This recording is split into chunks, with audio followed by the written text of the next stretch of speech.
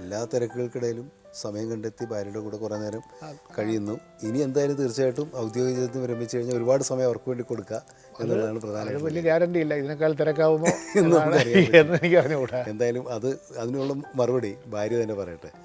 സാറിന് മിസ്സിസ് കൂടെ വന്നിട്ടുണ്ട്, നമുക്ക് അവരെ ഇങ്ങോട്ട് ഈ വേദിയിലേക്ക് ക്ഷണിക്കാം. അടുത്തതായി വേദിയിലേക്ക് സ്വാഗതം ചെയ്യാം Shrimati Meera Jayakumar.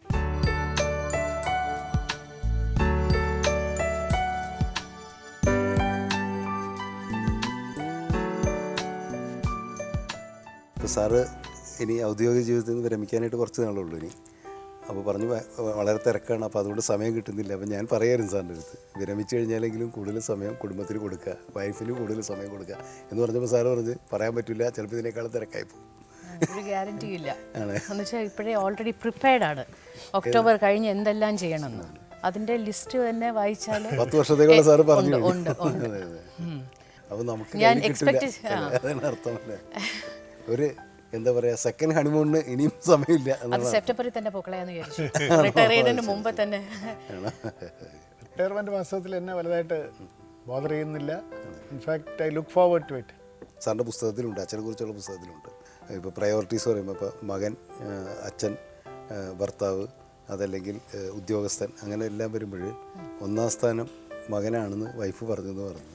S a son priority first അതിനാണെന്ന് പറയുമ്പോൾ എസ് എ ഹസ്ബൻഡ് 2ാം സ്ഥാനം 3ാം സ്ഥാനം അല്ലെങ്കിൽ 4ാം സ്ഥാനം അങ്ങനെ സ്ഥാനം ഇല്ല കേട്ടോ.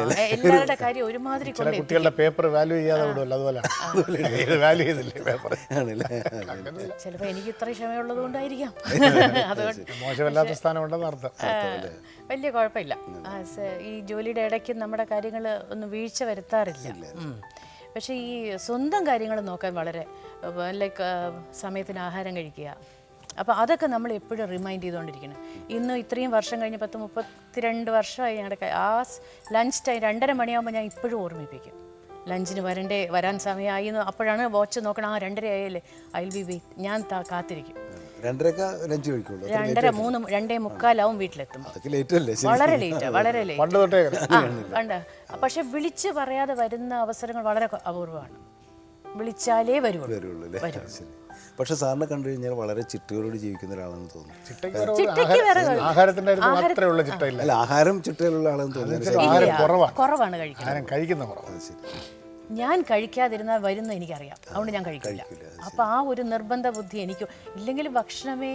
അവിടെ 2 ബിസ്ക്കറ്റും കഴിച്ചിരിക്കുന്ന പാർട്ടിയാണ്, അപ്പോൾ അത് ശരിയാവും. ചായയും ബിസ്ക്കറ്റിൽ അപ്പോൾ ഒരുപാട് ചായ കുടിക്കുന്നതുകൊണ്ട് വിശക്കില്ല. അപ്പോൾ അത് ഞാൻ കഴിക്കില്ല എന്ന് പറയുന്നതുകൊണ്ട് വരും. ഇപ്പോൾ സാറ് ഔദ്യോഗിക കാര്യങ്ങൾക്ക് വേണ്ടിയിട്ട് ഒരുപാട് യാത്ര ചെയ്യുന്നുണ്ട്. അപ്പോൾ വൈഫിനെ കൂട്ടിയിട്ട് പോകാറുണ്ടോ? അങ്ങനെ ഒരുമിച്ച് യാത്രകൾ ചെയ്യാറുണ്ട്? കേരളത്തിനകത്തൊക്കെ പോകും. ഇപ്പോൾ ഗുരുവായൂർ വരെ, ഇപ്പം തൃശ്ശൂർ വരെ എന്തെങ്കിലും ഒരു മീറ്റിംഗ് വെച്ചാൽ ഞാൻ കൂടെ കയറും. സോ ദാറ്റ് ഗുരുവായൂർ പോയി അമ്പലത്തിൽ തൊഴുതിട്ട് വരാം, അങ്ങനെയുള്ള ഇതിനൊക്കെ പോകും.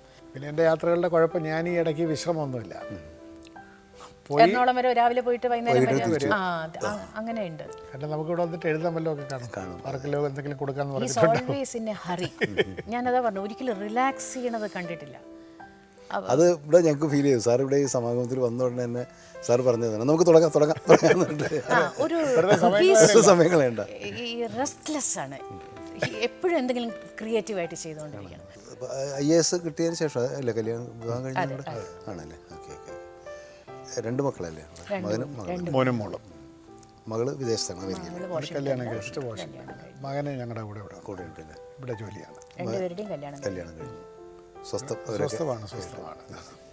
സാറിന് 2 ബ്രദേഴ്സാണുള്ളത്. അവരെ കുറിച്ച് സംസാരിച്ചില്ലേ? ഹരി, ശ്രീകുട്ടൻ.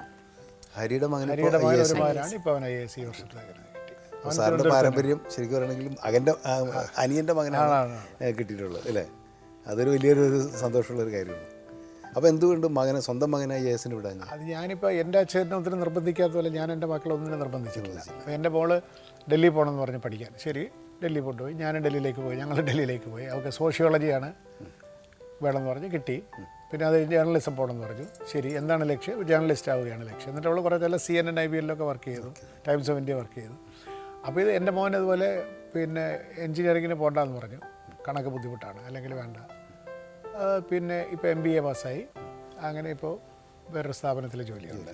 ഇപ്പോൾ സാറിൻ്റെ കുട്ടിക്കാലത്ത് സാറിപ്പോൾ എം കൃഷ്ണൻ നായരുടെ മകൻ എന്നുള്ള രീതിയിൽ ഒരുപാട് പ്രശസ്തരായ വ്യക്തികളെ ഇപ്പോൾ അല്ലെങ്കിൽ സിനിമാ രംഗത്തെ ലൈം ലൈറ്റിൽ നിൽക്കുന്ന പ്രേം നസീറിനെ പോലുള്ള ആൾക്കാരെ കണ്ടു വളർന്ന ഒരു ഇതാണ്. പിന്നീട് സാർ ഉദ്യോഗസ്ഥനായി കഴിഞ്ഞപ്പോൾ മന്ത്രിമാർ, മുഖ്യമന്ത്രി തുടങ്ങിയുള്ള ഒരുപാട് ആൾക്കാരായിട്ട് സൗഹൃദം.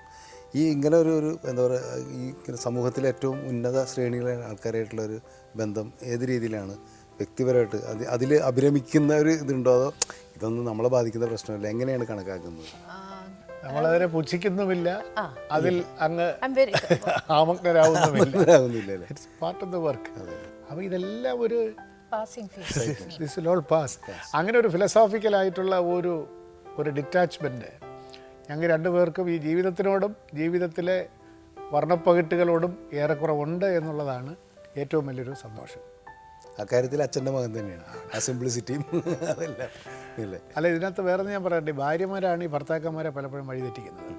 അപ്പോൾ അത് ഞാനങ്ങനെ വഴിതെറ്റാതിരിക്കുന്നതിൽ ഭാര്യയ്ക്കും പങ്കുണ്ടെന്നാണ് ഞാൻ പറഞ്ഞു വരുന്നത്. അല്ല, തീർച്ചയായിട്ടും എല്ലാ സക്സസ്ഫുൾ ആയിട്ടുള്ള ഒരു ആളുടെ പുറകിൽ നല്ലൊരു ഭാര്യ ഉണ്ടെന്നുള്ളത് ചരിത്ര സത്യമാണ്. നമ്മൾ വിശ്വസിക്കുന്ന മൂല്യങ്ങൾ മോശമാണെന്ന് ഒരാൾ പറഞ്ഞുകൊണ്ടിരുന്നാൽ കുറച്ച് കഴിയുമ്പോൾ ഭർത്താവ് ഈൽഡ് ചെയ്യും ഇല്ലേ. അപ്പോൾ ഈ വാല്യൂകൾ തമ്മിലുള്ള ഒരു സമരസപ്പെടലാണ് വാസ്തവത്തിൽ നമുക്ക് സംതൃപ്തമായിട്ട് ജീവിക്കാനുള്ള ഒരു കാരണം. ഏതായാലും സമാഗമത്തിൻ്റെ സമയം അവസാനിക്കാറായി. മക്കളുടെ സാന്നിധ്യം ഇവിടെ ഇല്ല എന്നുള്ളൊരു കുറവാണ്. പക്ഷേ നിങ്ങൾ രണ്ടുപേരും ഇങ്ങനെ വന്ന് ഒരുപാട് അനുഭവങ്ങൾ പങ്കുവച്ചു. മക്കളുടെ സാന്നിധ്യം ഇല്ലെങ്കിലും തീർച്ചയായും നിങ്ങളിപ്പോൾ താമസിക്കുന്ന വീടിൻ്റെ സാന്നിധ്യം ഇവിടെ ഉണ്ട്. ഏതായാലും ഈ സമാഗമം ഇവിടെ അവസാനിക്കുകയാണ്. അതിനു മുമ്പ് ഈ സമാഗമത്തിൽ നിന്ന് എനിക്ക് മനസ്സിലാക്കാൻ പറ്റിയൊരു കാര്യം, സാറിൻ്റെ ജീവിതത്തിലെ ഒരു രേഖ, ജീവിത ചക്രം വളരെ സമ്പൂർണ്ണമായിട്ടുള്ളൊരിതാണ്. ഇനിയും ഇപ്പോൾ സാറ് പറഞ്ഞു 10 വർഷം, അടുത്ത 10 വർഷം കൂടുതൽ തിരക്കാകാൻ പോവുകയാണ്.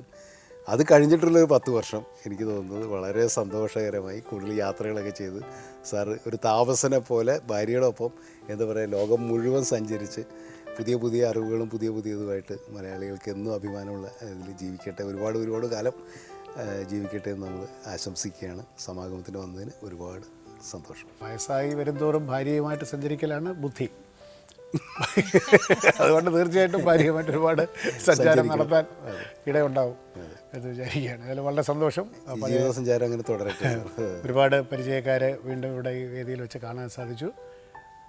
എനിക്ക് തന്നെ സ്വയമായിട്ട് നമ്മുടെ ജീവിതത്തിലൂടെ ഒരു ചെറിയൊരു സഞ്ചാരം നടത്താനും ഇത് സഹായകമായി. തീർച്ചയായിട്ടും നല്ലൊരു അനുഭവം തന്നതിന് വളരെ സന്തോഷം.